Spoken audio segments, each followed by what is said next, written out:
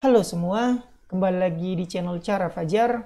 Mulai dari video ini, kita bakal memulai sebuah playlist baru. Playlist baru ini akan berkaitan dengan JavaScript. Nah, untuk Laravel udah selesai, sekarang aku mau mulai JavaScript. Kenapa?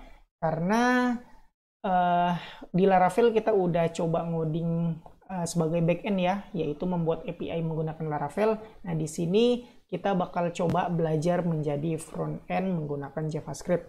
Sebenarnya bukan cuma front end doang yang bisa dicapai oleh JavaScript. Sebenarnya kalau kita belajar JavaScript, kita bisa menjadi full stack developer atau full stack programmer atau full stack web developer atau terserah kalian nyebutnya apa. Intinya adalah full stack, yaitu ngurusin front end dan back end. Nah, kalau front end udah jelas ya, JavaScript bisa ngurus front end. Contoh yang digunakan dari JavaScript untuk bikin front end itu ada yang namanya React.js, Angular, Vue, dan lain-lain. Nah, untuk ngurus back end menggunakan JavaScript, mungkin buat kalian agak bingung ya. Soalnya setahu kalian kan JavaScript itu cuma buat ngurus front end atau ngurus supaya website itu interaktif. Nah, ternyata udah lama ini sebenarnya udah lama JavaScript juga bisa ngurus backend, yaitu salah satunya menggunakan Node.js namanya. Nah, untuk playlist ini kita bakal belajar JavaScript sebagai persiapan kita untuk menjadi full stack, yaitu dengan belajar JavaScript kita bakal menyiapkan diri kita bisa ngoding front end dan bisa ngoding back end. Begitu ya. Oke, mungkin kalau kalian udah ngikutin channel aku dari lama, aku udah pernah ngebikin playlist tentang JavaScript. Nah, ini JavaScript dasar banget ya untuk pemula bahasa Indonesia. Untuk sekarang aku bakal bikin JavaScript juga, tapi bedanya agak sedikit lebih jauh karena di dalamnya nanti bakal dibahas promise, ES6, class, dan lain-lain. Jadi nggak cuma sekedar dasar doang. Tapi juga mungkin di playlist yang baru ini kalian bakal nemuin video atau pembahasan yang udah aku bahas di playlist ini. Nggak apa-apa, ikutin aja karena aku kayak pengen ngebikin dari dasar loh, kayak dari fundamentalnya supaya kalian ngerti kayak begitu. Jadi aku bakal usahakan sebaik mungkin nge-share apa yang aku tahu tentang JavaScript.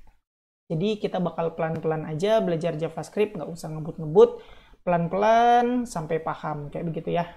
Oke, kayak gitu aja pemberitahuan yang yang aku mau kasih tahu ke kalian. Jadi nggak usah berlama-lama, kita bakal mulai pembahasan JavaScript fundamental sekarang. Silakan kalian buka text editor kalian, terserah mau pakai text editor apa. Setelah kalian buka text editor, bikin satu file, kasih aja nama index.html. Nah, kalau udah kalian buka, hasilnya pasti masih kosong kayak begini. Nah, sekarang kita mulai pelan-pelan, yaitu gimana sih cara munculin JavaScript ke dalam website kita. Nah, yang paling dasar yaitu menulis di dalam satu file HTML dengan cara codingan atau script dari JavaScript itu ditulis di dalam sebuah tag yang namanya script. Nah, di sini komen aja ya. Disinilah penulisan JavaScript. Nah, jadi kalau kalian mau nulis codingan atau mau bikin JavaScript, kalian bisa naruh di tag script, terus buka tag script, terus tutup tag script. Nah, diantaranya kalian bisa ngetik codingan JavaScript di sini. Contohnya, aku bakal ngetik hello JavaScript. Save, dan kita coba refresh. Nah, ini dia efek dari yang aku ketik alert hello JavaScript. Kalau muncul kayak begini, itu tandanya kita udah berhasil menyisipkan codingan JavaScript ke website kita. Nah, berarti udah terbukti benar kita bisa menggunakan codingan JavaScript dengan cara penulisannya di dalam tag buka script lalu tutup tag script. Kayak begitu. Nah, itu cara penulisan JavaScript di dalam satu file yang sama. Untuk penulisan JavaScript yang lainnya kita bisa dengan menggunakan pemanggilan file JavaScript itu sendiri. Mungkin kalian pernah ngeliat satu file yang namanya misalnya kayak gini ya. main.js. Nah, .js ini artinya file JavaScript. Gimana cara penulisan JavaScript di sini? Jadi di sini aku bakal hapus dulu scriptnya, save dan refresh, udah nggak ada alert lagi. Nah, untuk penulisan JavaScript, kalau kalian mau nulisnya di file JavaScript atau file .js, kalian nggak perlu bikin tag script gini lagi, nggak perlu. Kalian cukup ketikin aja codingan JavaScript-nya, misalnya alert ini JavaScript di file JS. Nah, kayak begini aja. Terus kita save. Nah, gimana cara munculin di website kita? Di file HTML kita tinggal masukin aja di sini ya, atau di sini tergantung kebutuhan nanti gimana jadinya. Kita coba dulu di di antara tag head kita bisa ketik script src. Nah, di sini kita masukin lokasi file main.js-nya, kan di sini kita sama levelnya atau bukan di dalam folder. Jadi kita bisa langsung ketikin aja main.js kayak begini, tutup tag script. Udah selesai, kita save dan kita refresh. Lihat, ini JavaScript di file JS. Itu berarti kita udah benar cara pemanggilan atau cara menggunakan JavaScript yang ada di file JS, yaitu file yang berbeda dengan file HTML kita. Nah, ya aku bilang tadi, seharusnya sesuai kebutuhan kalian bisa naruh di antara kalian bisa memanggil file JS itu di antara tag head atau di bawah sesuai kebutuhan nantinya. Coba ya, aku save dulu dan aku refresh, tetap nggak masih bisa manggil alertnya. Nah, itu tandanya manggil di sini pun juga bisa. Nah, silakan kalian coba sendiri nulis codingan script JavaScript yang sederhana tadi, yaitu naruh di satu file yang sama dan dengan cara file yang berbeda, yaitu file.js, tinggal dipanggil aja di sini. Tadi kalian ngelihat ya, di sini aku nggak pakai yang namanya titik koma atau semikolon. Kalau kalian udah pernah ngoding menggunakan PHP, kalian tahu ya kalau semikolon ini penting banget. Kalau kalian kelupaan semikolon atau titik koma, kalian bakal menemukan error di website kalian. Nah, pertanyaannya sekarang, apakah semikolon ini diwajibkan di JavaScript? Jawabannya adalah bisa iya, bisa tidak. Kalau tidak perlu, contohnya kayak gini, aku nggak nulis semikolon, kita masih tetap bisa berjalan nih alertnya. Berarti nggak ada error kan? Nah, sekarang kapan semikolon itu dibutuhkan? Sebelum itu aku bakal coba dulu pakai semikolon, kita lihat seharusnya nggak ada perubahan, tetap bisa JavaScript kita save dan refresh, tuh tetap bisa. Nah, sekarang balik lagi pertanyaannya, kapan semikolon ini dibutuhkan dan kapan tidak dibutuhkan? Nah, tidak dibutuhkan tadi contohnya udah kayak begini, satu baris aja. Kalau kalian ngetik lagi di sini alert, ini alert kedua. Coba ya, save dan refresh. Ini JavaScript di file JS, alert yang kedua. Oke, sekarang ini tanpa semikolon. Kalau aku tambahin semikolon di sini, save, kita lihat, refresh, ini alert pertama, ini alert kedua, masih works. Nah, pertanyaannya, untuk apa semikolon? Kapan diwajibkannya? Nah, diwajibkannya kalau kita nulis codingan JavaScript ini dalam satu file. Contohnya, bukan satu file, satu baris. Contohnya, ini baris pertama aku ngetik alert ini JavaScript di file JS. Sekarang aku mau ngetik lagi alert yang kedua. Jadi aku naruh alert 1, alert 2. Nih, kalian lihat ya, sebelum aku save aja di text editor aku udah nunjukin error. Sekarang kita coba save dan kita refresh. Nah, nggak ada yang terjadi. Kalau kalian buka console log, kalian bakal nemuin error di sini tuh. Uncaught syntax error, bla bla bla bla bla. Nah, ini artinya ada error di JavaScript kita. Nah, di saat beginilah semikolon diwajibkan. Jadi, kalau kita kasih titik koma di sini, udah save dan refresh. Nah, jadi nggak ada error ya ketika kita nambahin semikolon. Jadi bisa dibilang semikolon ini kayak nandain, oh script ini udah selesai. Jadi boleh naruh script lain kayak begitu. Kalau kalian nulisnya di dua baris yang berbeda, ya nggak masalah. Tanpa semikolon pun berjalan dengan baik dan benar. Jadi intinya semikolon diwajibkan jika kalian nulis dua script yang berbeda di JavaScript di dalam satu line. Kayak begitu.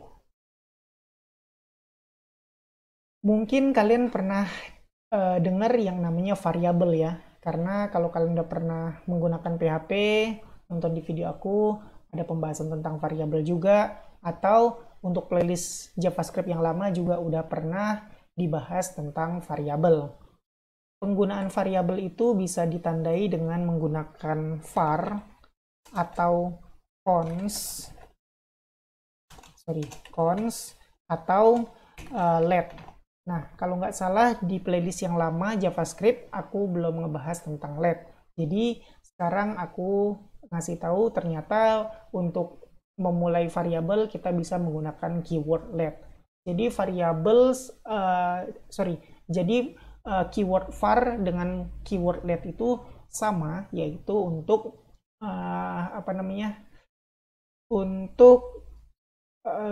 nampung sebuah value atau sebuah nilai ke dalam sebuah nama gitu. Jadi intinya kayak tempat penampungan nilai lah, kayak begitu.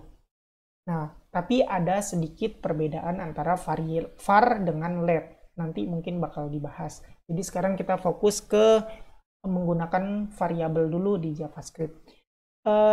Untuk menggunakan variabel, kayak yang aku bilang tadi, kalian bisa pakai cons, var, dan let. Semuanya ada makna penggunaannya masing-masing. Jadi kalian bisa nonton di playlist sebelumnya tentang cons dan var. Lanjut ya. Untuk untuk membuat variabel gampang aja, kalian pakai keyword let dan ini nama variabel. Udah kayak begitu aja, udah selesai. Kalian udah berhasil bikin sebuah variabel. Sekarang kita coba kita alert nama variabel. Save. Nah, kita refresh. Hasilnya adalah undefined. Kenapa? Karena di sini kita udah bikin variabel tapi kita belum ngasih value atau belum diisi dengan value di variabel ini. Nah, gimana cara ngisi value? Karena kan tujuan variabel itu menampung sebuah value atau menampung sebuah nilai. Untuk mengisi nilai ke dalam variabel gampang aja, kalian tinggal kasih aja sama dengan ini nilai variabel. Kayak begitu, save dan refresh. Tunggu ya, refresh. Tuh. Sekarang alert dari variabel udah muncul berdasarkan hasil yang kita tulisin di sini. Nah, kalian bisa lihat kayak gini cara penulisan atau cara ngisi nilai ke dalam sebuah variabel. Ini dalam bentuk string, jadi kita butuh petik. Kalau kalian mau ngisi dalam bentuk angka, kalian nggak perlu petik kayak begini aja. Kecuali kalau kalian pakai 09 kayaknya error deh. Kita coba ya, kalau 09 save, refresh, oh bisa. Ternyata 09 ini nggak perlu string, aku agak lupa. Kalau 09, 0 di depan nggak bakal dianggap, jadinya yang di alert cuma 9-nya aja. Jadi balik lagi intinya, kalau merupakan karakter atau huruf atau kata, kalian butuh string. Kalau angka aja kalian bisa langsung tanpa string, kayak begitu. Nah, terus cara penamaan variabel juga nggak harus let nama variabel sama dengan langsung isinya. Kita bisa ngasih di bawah gini, misalnya nama variabel sama dengan ini nilai. Nah, kayak begitu. Jadi dikenalin di atas, diisi di bawah, hasilnya bakal bisa refresh. Tuh, ini nilai. Jadi kayak gitu ya, kalian bisa deklarasiin dulu, baru kasih nilai di bawahnya. Kayak begitu, nggak harus langsung di atas gini sama dengan bla bla bla bla. Oke, terus sekarang ada syarat nih untuk pembuatan variabel dengan keyword let. Misalnya kalian udah ngasih nilai di sini 9. Nah, terus di sini kalian ngisi 10. Hasilnya adalah save, refresh. Nah, akan di replace. Jadi kalau kalian udah ngasih nilai di atas, kalian kasih lagi di bawah, nilainya bakal menggantikan yang atas. Kayak begitu. Kecuali kalau kalian, oke, kayak gini udah benar ya. Nah, terus ada syarat lagi, kalau kalian udah ngasih atau udah bikin nama variabel di atas, terus kalian bikin lagi di bawah let nama variabel dengan nama yang sama, tuh kalian bisa lihat kayak gini aja udah error. Sekarang kita coba dulu ya, save dan refresh. Nah, kita lihat konsol, errornya adalah identifier nama variabel has already declared. Jadi dari bahasa Inggris ini kita bisa tahu kalau variabel yang sama nggak boleh diisi kayak begini. Sorry, nggak boleh ada duplikat nama variabel yang sama.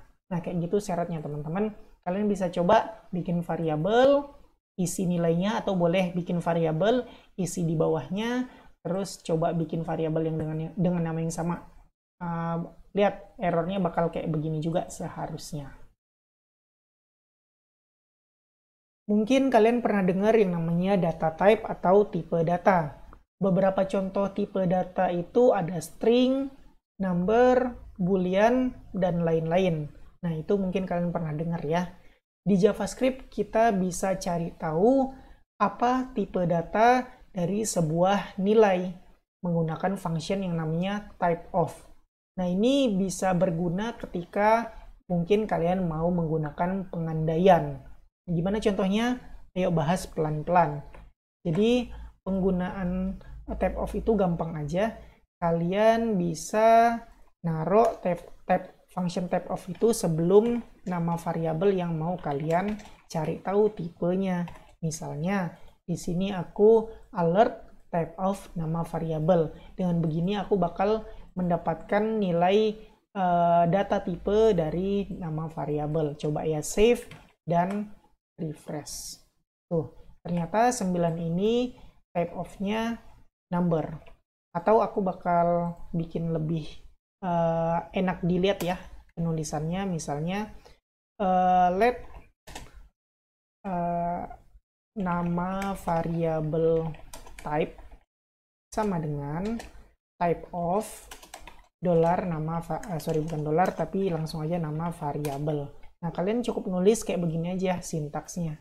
Function typeof, terus di dalamnya adalah nama variabel yang mau kalian cek. Jadi di sini kalau kalian mau tahu bisa ketik aja langsung nama variabel type, save, refresh. Tuh, number.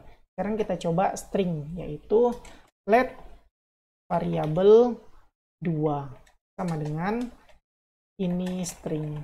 Di sini kita bakal coba lagi let variabel 2 type sama dengan typeof dolar variabel kebiasaan PHP aku ya, jadi ikutin dolar terus variabel 2. Nah, sekarang di sini aku alert variabel 2 type, copy, paste, save dan refresh. Nah, lihat string. Jadi dengan menggunakan typeof kita bisa tahu tipe data dari variabel yang menampung sebuah nilai. Nah, kayak aku bilang tadi, mungkin typeof bisa berguna ketika melakukan pengandaian. Jadi contohnya kayak begini. If type kayak gini, aku copy aja ya, nama variabel type sama dengan kita tadi number, then kita bisa klik, sorry bukan klik tapi ketik alert, ini tipe datanya adalah number. Ini tergantung kalian ya, kalian butuhnya apa ya, silahkan ketikin codingannya. Else alert ini bukan number, save, kita lihat refresh, tuh ini tipe datanya adalah number. Jadi tergantung kalian maunya gimana. Typeof ini bisa digunakan untuk cari tahu tipe data dari sebuah variabel, terus bisa digunakan dalam bentuk if atau pengandaian. Tadi kita udah ngebahas function typeof untuk mengetahui tipe data. Nah, sekarang aku mau fokus di tipe data string karena mungkin kalian bakal ketemu ini dalam perjalanan ngoding menggunakan JavaScript. Oke, langsung aja. Aku bakal bikin di sini kayak gini, nama variabel sama dengan 9. Untuk memunculkan alert, kita kan bisa kayak begini nih. Ini variabel bernilai, misalnya nama variabel, yaitu kita mau menggabungkan atau string concat antara string atau tulisan biasa dengan variabel. Kalau kita nulisnya alert, ini variabel bernilai nama variabel, save, refresh, hasilnya adalah kayak begini. Ini variabel bernilai nama variabel, hasilnya enggak 9 di sini. Ini variabel bernilai 9, bukan begitu. Kenapa? Karena ini disangka string walaupun kita kasih nama variabelnya. Nah, gimana caranya supaya hasilnya adalah ini variabel bernilai 9? Nah, kita bisa menggunakan string concat. Nah, string concat adalah kayak begini penulisannya. Ini selesaiin dulu karakternya atau teksnya. Kita bisa menggunakan concat menggunakan tambah nama variabel. Save, lihat hasilnya, refresh. Tuh, ini variabel bernilai 9. Oke, mungkin kalian pernah tahu tentang ini string concat. Terus selanjutnya, beda lagi, kita ada, mungkin kalian bisa nemuin ya, string dengan petiknya 2. Sama aja, dengan petik 2 sama kayak petik 1, kalian bisa string concat juga, hasilnya kayak begini. Nah, ini dia yang mau aku kasih tahu selanjutnya. Ada string selanjutnya lagi yang namanya backtick. Kalian bisa nemuin backtick di samping kiri angka 1 di keyboard kalian. Nah, kita coba, ini aku menggunakan backtick, save, refresh. Ini variabel bernilai 9, masih sama. Nah, ini dia yang mau aku liatin. Dengan menggunakan backtick, kita bisa nulis kayak begini. Nah, nama variabel. Tuh. Ketik atau backtick, ini variabel bernilai spasi dolar kurung kurawal nama variabel, save dan refresh. Tuh, ini variabel bernilai 9. Tuh, dengan backtick kita bisa melakukan ini. Ini yang mau aku kasih tahu. Takutnya ketika kalian ngoding, kalian ngeliat di tutorial, kok penulisan kayak begini? Bisa ya. Nah, kalau pakai backtick bisa penulisan menggunakan kayak begini. Sekarang kita coba jangan menggunakan backtick, tapi petik 1. Bisa nggak sih hasilnya kayak yang backtick tadi? Coba save dan refresh. Hasilnya adalah ini variabel bernilai dolar nama kurung kurawal nama variabel. Ternyata nggak bisa. Petik 2 pun juga begitu. Seharusnya petik 2 juga nggak bisa menggunakan kayak begini. Save dan refresh. Itu sama aja nggak bisa. Nah, jadi kalau kalian mau menggunakan tulisan yang kayak begini, kalian harus menggunakan backtick. Nah, juga kalau kalian ketemu ketika ngoding JavaScript, nonton tutorial, ketemu penulisan yang kayak begini, ini bisa dilakukan kalau kalian menggunakan backtick kayak begini. Oke, udah ngerti ya? Jadi dengan backtick kita bisa string concat menggunakan cara seperti ini. Ya, segitu aja pembahasan video kali ini. Kayak yang aku bilang tadi, kita bakal ngebahas pelan-pelan. Jadi nggak langsung ngebahas banyak-banyak karena aku pengen kalian ngertiin dulu, pahamin dulu, latihan dulu di video pembahasan ini. Jadi aku berencana bakal ngebahas pelan-pelan ya, kayak gitu intinya. Jadi untuk sekarang cukup sampai sini dulu, sampai tipe string backtick. Nah, semoga kalian bisa nonton video ini terus ngerti dan kayak hafal di luar kepala loh. Bukan hafal ya, paham gitu. Jadi nggak perlu lihat-lihat tutorial lagi, atau kalaupun kalian lupa, kalian cukup nonton Google aja, atau ngelihat Google aja tanpa perlu harus, ini gimana, bingung kayak gitu. Jadi intinya ya, kita bakal mulai pelan-pelan, bahas pelan-pelan sampai kalian paham, kayak begitu. Oke, kayak biasa, buat kalian yang suka sama video ini silahkan di like, buat kalian yang udah nonton video ini tapi belum subscribe, silahkan di subscribe dulu, terus hidupin notifikasinya, supaya kalau aku upload video baru, kalian dapat notifikasi dan bisa langsung nonton video terbaru tersebut. Buat kalian yang ngerasa video ini berguna dan bermanfaat, silahkan share sebanyak-banyaknya, supaya teman-teman kalian tahu juga tentang video ini dan mendapatkan manfaatnya. Makasih udah nonton video ini sampai selesai, kita ketemu lagi di video selanjutnya.